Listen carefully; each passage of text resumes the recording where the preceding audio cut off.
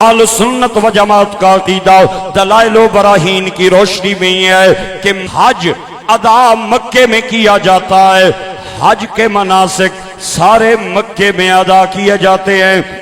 حجر اسود کا بوسہ مکے میں، مزدلفہ کا قیام مکے میں، عرفات کا قیام مکے میں، بنا کے جمرات مکے میں، مقام ابراہیم کے نوافل مکے میں، صفا مروہ کی سعی مکے میں، ملتزم سے لپٹنا مکے میں، رکن یمانی کو ہاتھ لگانا مکے میں، اور جناب والا کعبے کا طواف مکے میں۔ میں ہاتھ جوڑ کے اپیل کر رہا ہوں، اگر بات سمجھ آئے تو بولنا ہے۔ ہمارا اہل سنت و جماعت کا یا رسول اللہ کہنے والوں کا عقیدہ ہے کہ حج ادا تو مکے میں کیا جاتا ہے، لیکن قبولیت کی مہر مدینے میں لگائی جاتی۔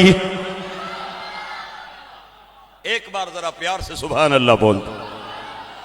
حج ادا مکے میں اور قبولیت کی مہریں سرکار مدینے میں لگاتے ہیں۔ میرے بھائیو، اعلی حضرت فاضل بریلی کشتہ عشق مصطفیٰ امام احمد رضا، آپ جب بھی جاتے تھے نا حج کرنے، یہ نہیں کہتے تھے میں حج کرنے جا رہا ہوں۔ آپ سے کوئی پوچھتا حضرت صاحب کہاں جا رہے ہیں، آپ فرماتے سرکار کی بارگاہ میں حاضری کا ارادہ ہے، اگر سونا چاسی تو آج بھی کرائی چھوڑ سی۔ کیا بات، سرکار کی بارگاہ میں حاضری کا ارادہ ہے، اگر سرکار چاہیں گے تو مجھے حج بھی کروا دیں گے۔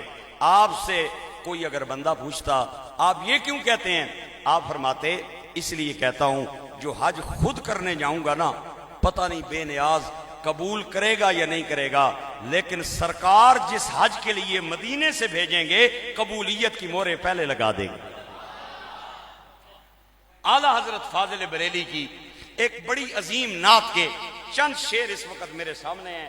یقین کریں میں نے عنوان کی مناسبت سے جب ان کا مطالعہ کیا، انہیں پڑھا، تو مجھے ایسے لگا سینے کے ذریعے اور کانوں کے ذریعے میری روح میں اترے۔ میں وہ چند اشعار بڑے ایمان افروز آپ کی خدمت میں پڑھنے جا رہا ہوں۔ اگر آپ کا ذوق بیدار ہے تو ایک بار ذرا سبحان اللہ فرمائیں، وہ میں شعر آپ کو سناتا ہوں۔ آپ سے کسی نے پوچھا اعلیٰ حضرت کعبے کا نام نہیں لیتے، مدینے کا کیوں لیتے ہیں؟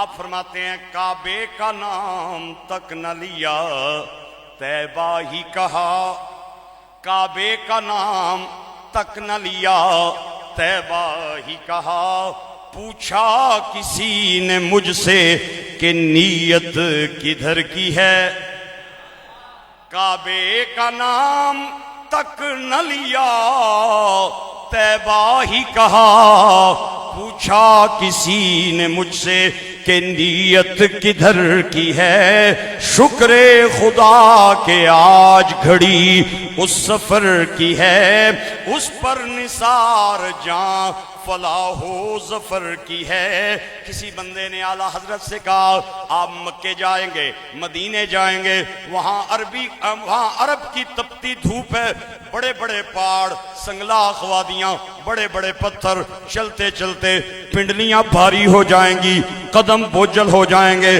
آپ نے فرمایا ہاں گرمی ہے، تپ ہے، درد ہے، کلفت جگر کی ہے، او ناداں یہ تو دیکھ نیت کدھر کی ہے۔ سلامتی ہو، بہت اچھا سنا ہے آپ نے۔ آپ فرماتے ہیں ہاں گرمی ہے، تپ ہے، درد ہے، کلفت جگر کی ہے، او ناداں یہ تو دیکھ نیت کدھر کی ہے۔ میرے بھائی اور دوستو، اعلیٰ حضرت فاضل بریلی آپ نے مکہ مکرمہ کی حاضری مکمل کی، حجر اسود چوم بیٹھے، رکن یمانی کو مس کر بیٹھے، ملتزم کے ساتھ لپٹ کے دعائیں مانگ بیٹھے، مقام ابراہیم پہ نفل ادا کر بیٹھے، صفا مروہ کے پھیرے لگا بیٹھے، طواف آخری کرنے کے بعد حجر اسود کے قریب آئے اور حجر اسود کے قریب آ کے اسے چوم کے اپنی گردن کو جھکا لیا اور لمبی سوچ میں پڑ گئے۔ کسی بندے نے کہا حضرت صاحب کیا سوچ رہے ہیں؟ فرمایا میں مکے کی حاضری مکمل کرنے کے بعد مدینے جانے لگا اور میں حجر اسود کے قریب آیا، اسے چوما، حجر اسود نے کوئی بات میرے کان میں کہی۔ پوچھنے والے نے کہا حضرت وہ بات ہمیں بھی سنائیں۔ آپ نے فرمایا حجر اسود کہتا ہے کالک جبیں کی سجدہ در سے چھڑاؤ گے، کالک جبیں کی سجدہ در سے، کالک جبیں کی سجدہ در سے، ایک ایک لفظ توجہ کے قابل ہے، ایک ایک لفظ معنی خیز ہے۔ کالک جبیں کی سجدہ در سے چھڑاؤ گے، ارے مجھ کو بھی لے چلو یہ تمنا حجر کی ہے۔ ہائے ہائے، حجر اسود مجھے کہہ رہا ہے کہ روزے پہ جانے والوں، مدینہ پاک جانے والوں خوش نصیبوں، مجھے بھی ساتھ لے کے چلو، ارے مجھ کو بھی لے چلو یہ تمنا حجر کی ہے۔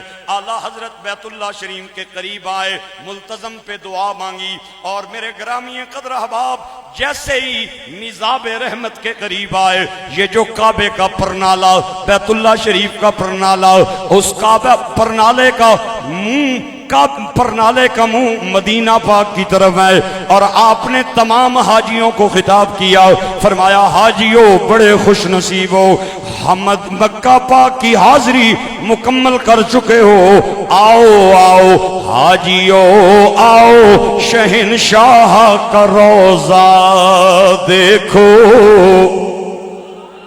نہیں آواز کم ہے، پتہ نہیں وجہ کیا ہے، آپ مائک ہٹا دیں، آپ کی آواز سے زیادہ انشاءاللہ میری آواز ہوگی۔ آپ کو بھی اللہ نے منہ میں زبان دی ہے، گنگے اور ڈوروں بندے بیرو بندوں کے لیے تو چلو چھٹی اور رخصت ہے، باقی حضرات پھر بولیں حاجیو آؤ شہنشاہ کا روزہ دیکھو، حاجیو آؤ شہنشاہ کا روزہ دیکھو، کعبہ تو دیکھ چکے اب کعبے کا کعبہ دیکھو۔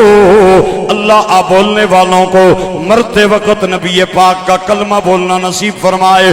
اس وقت حج ادا ہو چکا ہے، حاجی اپنا سامان ہوٹل سے باندھ کے مدینے جا رہے ہیں۔ آئیں آج ہم کوٹھا کلام بڑین سے حاجیوں کو کہیں حاجیو آؤ شہنشاہ کا روزہ دیکھو، حاجیو آؤ شہنشاہ کا روزہ دیکھو، کعبہ تو دیکھ چکے اب کعبے کا کعبہ، مل کے بولیں کعبہ تو دیکھ چکے اب کعبے کا کعبہ۔ بارش ہوتی ہے، لوگ کعبے کے پرنالے کے نیچے آ کے کھڑے ہو جاتے، دیکھا ہے آپ نے کبھی؟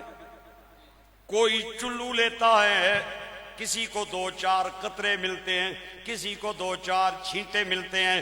کعبے میں مکہ میں بارش ہوئی، چھت پہ بارش پڑی اور بارش کا پانی پرنالے کے ذریعے میزاب رحمت کے ذریعے نیچے آیا، حاجی ٹوٹ پڑتے ہیں۔ جن لوگوں نے وہ منظر دیکھا ہے، مجھے اللہ کریم نے وہ منظر دیکھنا نصیب کیا ہے، کوئی چلو لے کے ملتا ہے، کسی کو دو چار قطرے ملتے ہیں، کسی کو دو چار چھینٹے ملتے ہیں۔ اعلیٰ حضرت نے لوگوں کو پانی پہ ٹوٹتے ہوئے دیکھا اور فرمایا زیر میزاب ملے خوب کرم کے چھینٹے،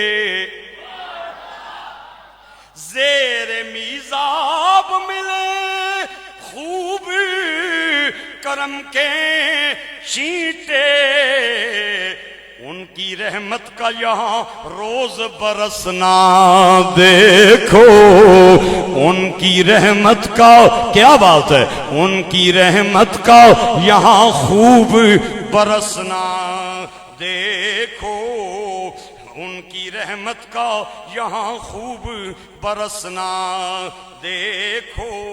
اعلیٰ حضرت سے کسی بندے نے سوال کیا، حضرت صاحب میرا ایک کویسچن ہے، آپ نے فرمایا بولیں؟ کہنے لگا جناب مکہ افضل ہے یا مدینہ افضل ہے؟ عاشقوں کے لیے اس سوال کا جواب بڑا مشکل ہے. بعض سوالوں کے نا جواب بڑے مشکل ہوتے ہیں. اسی طرح کا ایک سوال ہمارے علماء نے لکھا ہے. اگر کوئی بندہ آپ سے پوچھے کہ آپ اللہ سے عشق کرتے ہیں تو آپ نہ ہاں کریں نہ کریں. آپ سے کوئی بندہ پوچھے آپ اللہ کے عاشق ہیں، اللہ سے عشق کرتے ہیں، تو آپ نہ ہاں کریں نہ کریں، خاموش ہو جائیں. علماء اس کی وجہ بیان کرتے ہیں. وجہ یہ ہے اگر نہ کرے گا تو دائرہ اسلام سے خارج ہو جائے گا. مومن ہو کے اللہ سے عشق نہ کرے، نہ کرے گا تو فارغ ہو جائے گا، اور اگر ہاں کرے گا پھر بھی پھنس جائے گا، کیونکہ اللہ کے عاشق داڑھی تو نہیں نہ منڈاتے. کیا بات! اللہ کے عاشق اپنی بیوی اور بچیوں کو غیر محرموں کے ساتھ بے پردہ تو نہیں دیکھ سکتے. اللہ کے عاشق نمازیں تو نہیں نہ چھوڑ سکتے. اللہ کے عاشق روزے تو نہیں نہ چھوڑ سکتے. نہ ہاں کریں نہ کریں. ہاں کریں گے تو پھر بھی غلط، نہ کریں گے پھر بھی غلط. اسی طرح کے بہت سارے سوال. اعلیٰ حضرت سے کسی نے کہا حضرت صاحب مکہ افضل ہے یا مدینہ افضل ہے؟ اعلیٰ حضرت فاضل بریلی نے فرمایا میں کعبے آیا ہوں، میں طواف کرنے آیا ہوں، میں عبادت کرنے آیا ہوں، مجھ سے ایسے سوال نہ کیے جائیں. لیکن سوال ہی بڑا ضدی تھا. کہنے لگا نہیں جناب میں پوچھ کے رہوں گا، نقد جواب دیں. آپ نے فرمایا چل میں جواب تو نہیں، ایک شعر پڑھتا ہوں، آگے آپ کی مرضی، جو نتیجہ نکالیں. آپ نے فرمایا طیبہ نہ صحیح افضل مکہ ہی بڑا زاہد، طیبہ نہ صحیح افضل مکہ ہی بڑا زاہد، طیبہ نہ صحیح افضل مکہ ہی بڑا زاہد، پر ہم عشق کے بندے ہیں کیوں بات بڑا ہی ہے، ہم عشق کے بندے ہیں کیوں بات بڑا ہی ہے. اگلا جملہ تمام حضرات کی توجہ کے لائق ہے. آپ فرماتے ہیں سنتے ہیں کہ محشر میں بس ان کی رسائی ہے،